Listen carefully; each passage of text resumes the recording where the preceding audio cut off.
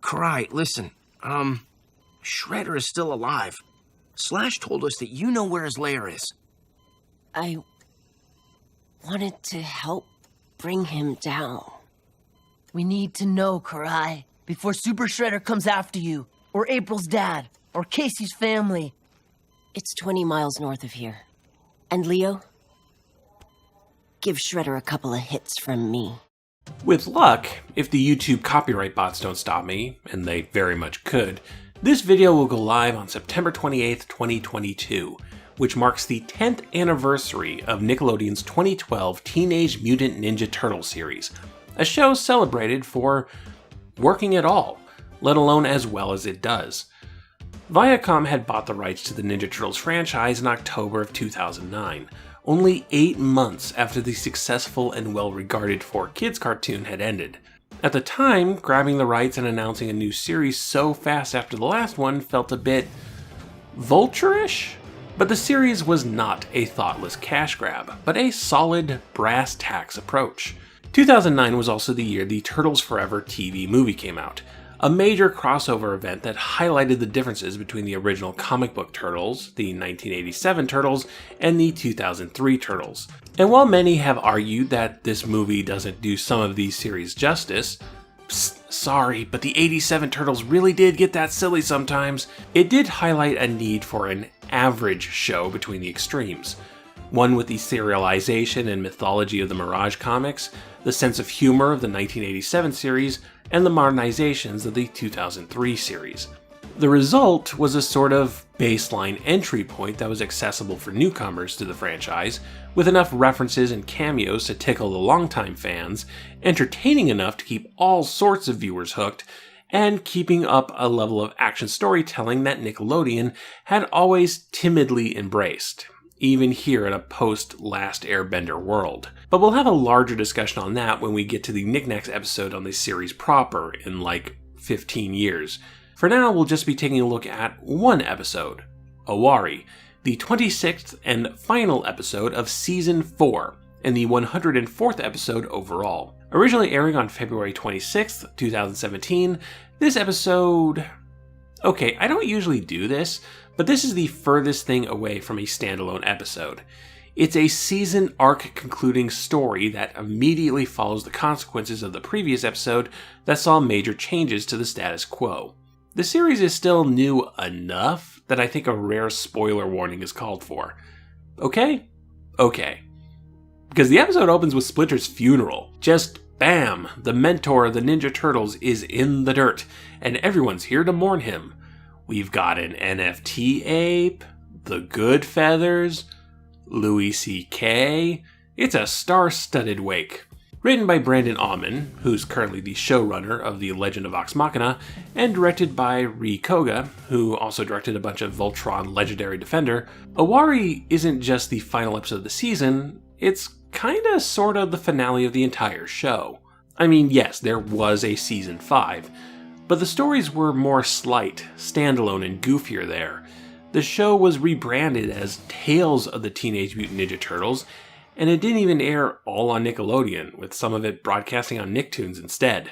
Season 4 ends with Splinter dead, Leonardo stepping up in the role of leader and sensei, a final assault on the bad guy's base, the bad guy's forces either destroyed or scattered to the wind, and the definitive death of the series' arch-nemesis, Shredder.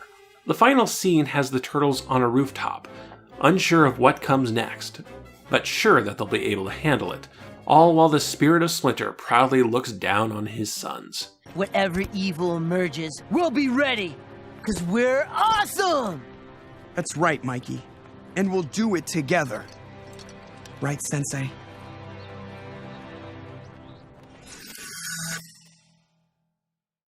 Season 5 ends with them just doing Turtles Forever again, just another 1987 crossover. So yeah, it's not unfair to call Owari the series finale and everything after it a bunch of miscellaneous codas. Heck, Owari is the end in Japanese.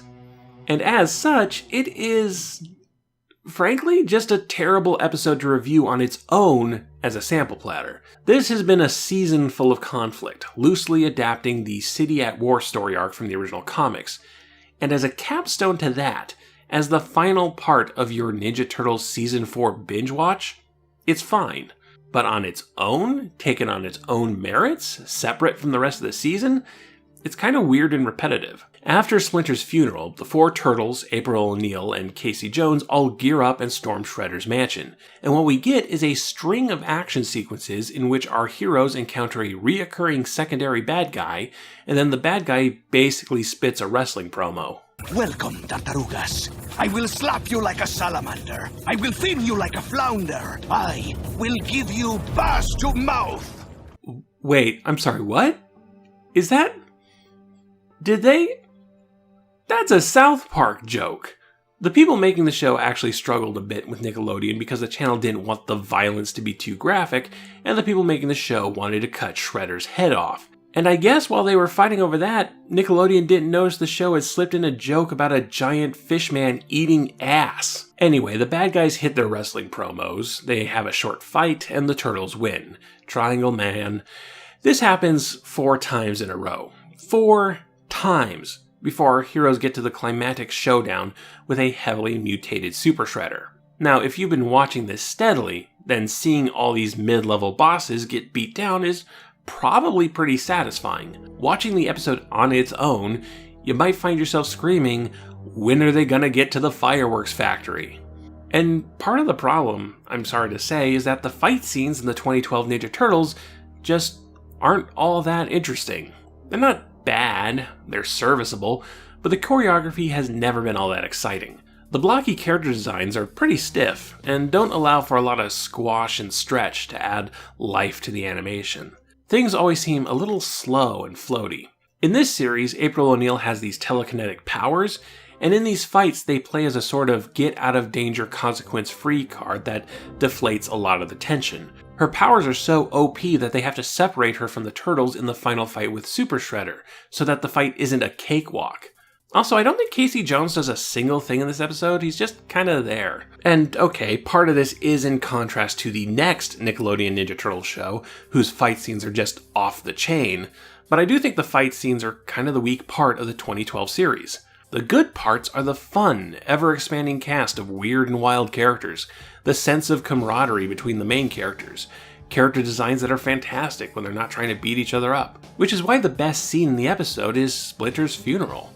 Somber, quiet, nature sounds giving in to a quiet soundtrack, a dozen minor characters surrounding the grave, taking a moment away from its hectic plot to just be there. And then the side characters fade away. The minor ones first, then April and Casey, and then Leonardo, the first of the 4 brothers to leave. His self-doubt in the face of Splinter's death is already casting disharmony among the group. So, as one final act of fatherhood, the spirit of Splinter gently nudges Leonardo back into place. I can't go on without you, Father. You must, Leonardo. You are the sensei now. Your brothers need you. Karai needs you. Shredder is still alive. What? You must end this, Leonardo. I don't know if we're strong enough, Sensei. Sensei? Now, see, this is the stuff I like about the 2012 Ninja Turtles. Both a character-driven moment and a callback to a scene in the 1990 movie while making it a moment in its own. This kind of somberness was rare for Nickelodeon. The Avatar franchise had it, of course, but Legend of Korra also came out in 2012, and Nick didn't exactly give it the red carpet treatment. In the sea of Dan Schneider sitcoms and Paw Patrol reruns, depths of emotion was and still are rare on the channel. Speaking of treatment, the final batch of episodes of Season 4 were actually first aired in South Korea for some reason, months before the American broadcast, which meant that spoilers for the episodes got out pretty quickly and pretty far, to the point where Brandon Auman tried to dam things up on his Instagram account. If you see spoilers on Tumblr, please don't share them. Pretend Tumblr is like that cursed VHS in The Ring. Crap, what am I saying? You kids don't know what VHS or The Ring is. I have no idea who is posting all this stuff, but now the spoilers are everywhere. Please don't share. You know, I didn't originally have a spoiler warning at the beginning of the video because I never put spoiler warnings in my videos, but I got to this part in my research and I was like, okay, Brandon, I'll do it for you, poor guy.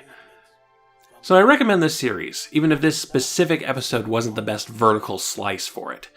It just doesn't stand on its own enough for a full video essay discussion. If you're going to watch it, at the very least watch the previous episode Requiem along with it, which sets up the emotional arc and honestly is a lot better paced.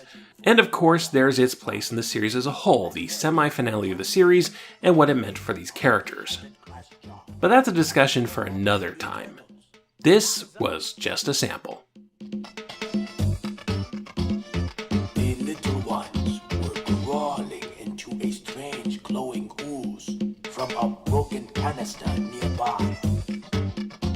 I gathered them up in an old coffee can, and when I awoke the next morning, I received a shock, for they had doubled in size. I too was growing, particularly in intellect, and I was amazed at how intelligent they seemed. But nothing could have prepared me for what happened next. One of them spoke. Pizza! Pizza! More words followed, and I began their